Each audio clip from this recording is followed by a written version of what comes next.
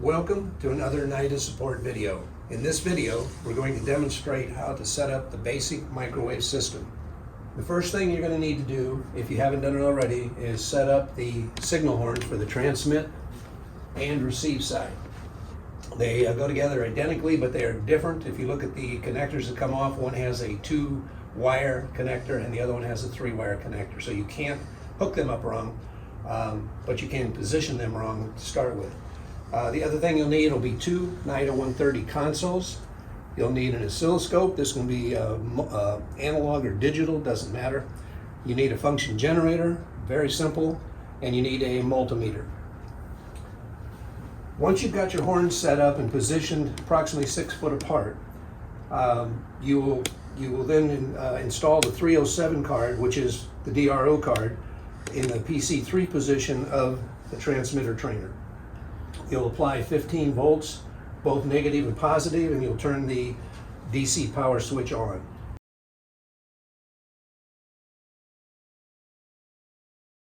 Okay, once you have all your hardware set up and the horns installed and in position, the very first step on this, if you've never done the alignment before, is to come to this big knob adjustment. This is the coarse adjustment for the microwave.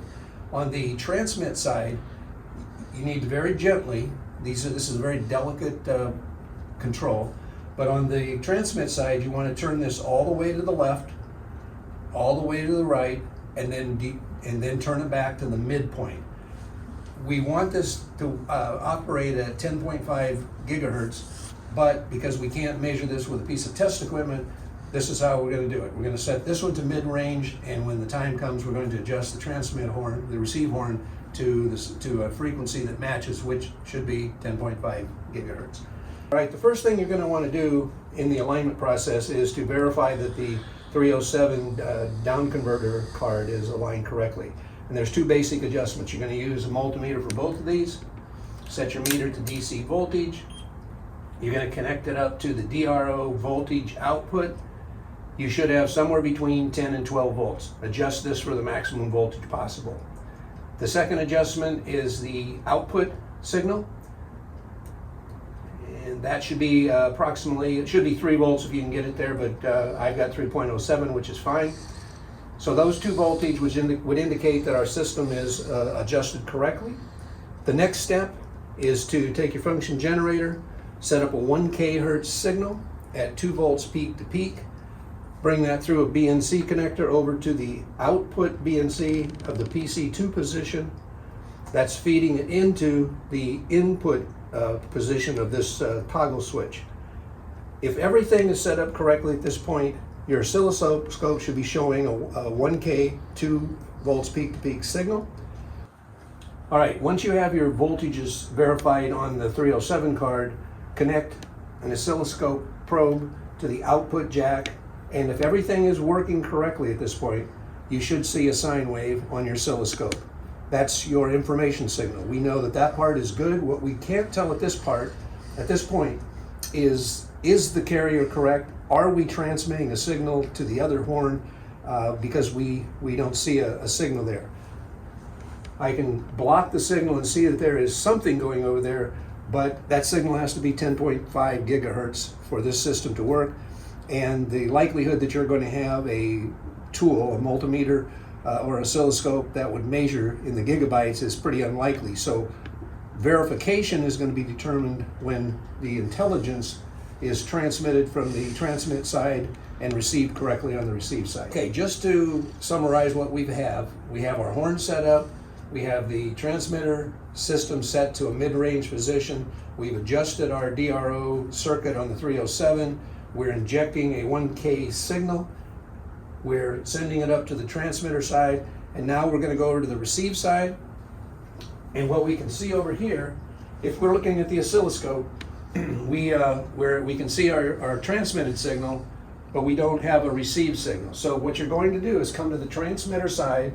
This also has the big adjustment on it. You're going to very slowly and gently turn this adjustment, this coarse adjustment, until we pick up a sine wave that's in phase that looks just like the carrier that we transmitted. Now what we know from this, we now know we have a 10.5 gigahertz carrier frequency. We are able to transmit, in this case, a 1 kHz intelligence signal, and we can receive everything, and it's here. So at this point, the microwave is basically set up and ready to function. All right, with our microwave system now set up and functioning, we have a good carrier, we have a solid piece of intelligence that's coming across. Now we can demonstrate some of the features that the microwave lets us do. Now, one thing that we've done here is we've connected a BNC connector from the output of PC1 to the output of PC3, and we've turned on the speaker. So what we're hearing here is we're actually hearing now the intelligence signal, the 1K signal being transmitted, and we also can see it on our oscilloscope. So if you want to hook up a BNC connector there for that realism, that's fine.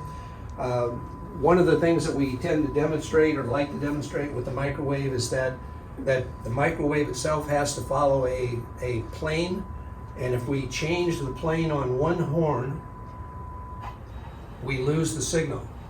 So we're just demonstrating that both the transmitter and receiver have to be transmitting on the same plane. We can also block the signal. So we've taken away the carrier, nothing's being transmitted. The other thing that we talk about is line of sight. We can turn our microwave signals, our microwave horns, to a reflector plate, and as long as we can return to a plane of a clear plane of sight, a line of sight, we get our signal back. One of the things you can do in a classroom environment is bounce this signal all the way around the room and have it come back. It's kind of a real strong visual of how the system works. But the one thing to remember about the microwave is it's a real system. There's no way to cut corners. You have to do the alignments correctly, very accurately. The horns have to be set up like we did here correctly. Watch for interference. If you're running several of these in the classroom at the same time, just realize that the frequency is 10.5 gigabytes on all of them, so make sure that the horns for each set are pointing together. All right, the last thing to do here would be if you're going to put your students into some kind of a troubleshooting mode, we'll set a fault. In this case, I'm going to set fault 305, which means it's going to be on this card, but F305. And when I enter that fault, what it has done electronically is it has taken out IC3, which is a chip that's used on this board to generate the sine wave, the built-in sine wave, and it also takes care of the signal that we're bringing in from the function generator. So we've lost that ability. We have no intelligence, but I can go to the triangle wave on this toggle switch, and the system works again. It's a little bit, it's overdriven, that's the purpose of the triangle wave. But because the triangle wave uses IC3, the sine wave uses IC4, it's a good way for the students to be able to troubleshoot what's wrong and be able to look at two different sources. So at this point, we'll take the fault out, and we're back to normal. Everything's working like it's supposed to. So remember, this is a procedure that's for the instructor or a technician. Students should follow the lessons that are in the computer-based training. This concludes the setup for a basic microwave system, and we've demonstrated a couple of other things.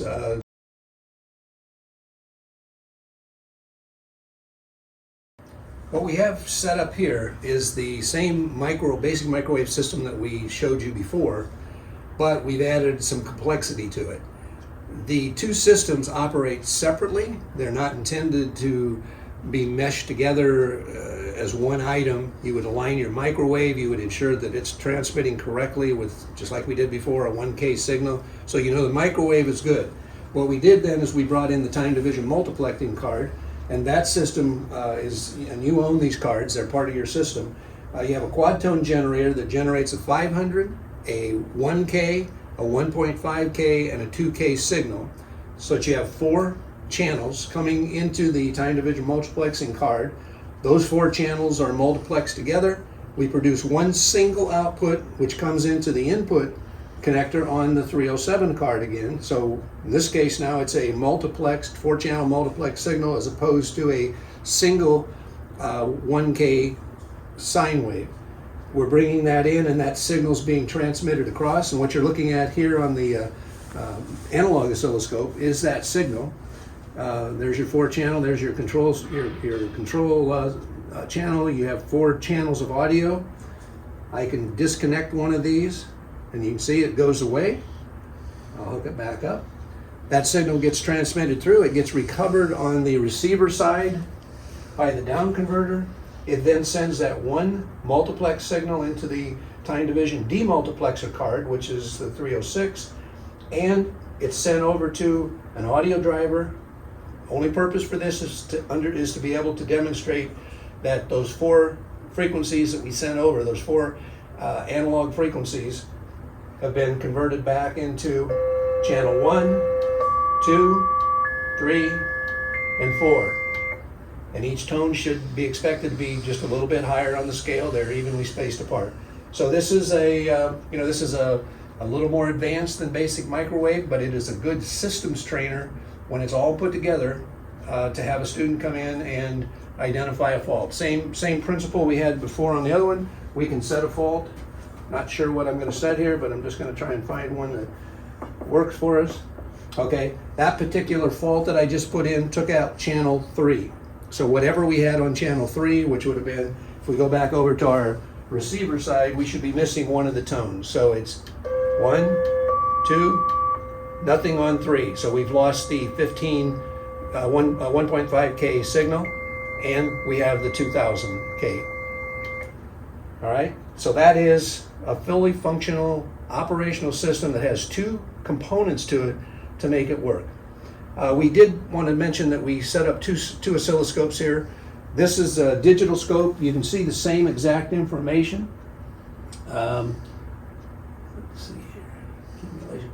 You can see the same information on a digital scope as you can see on an analog scope. It's just that the digital scope, because there's no retrace on it, I have to put it into accumulate mode to be able to see the modulation. All right, so that's a time division multiplexing system utilizing the basic microwave system.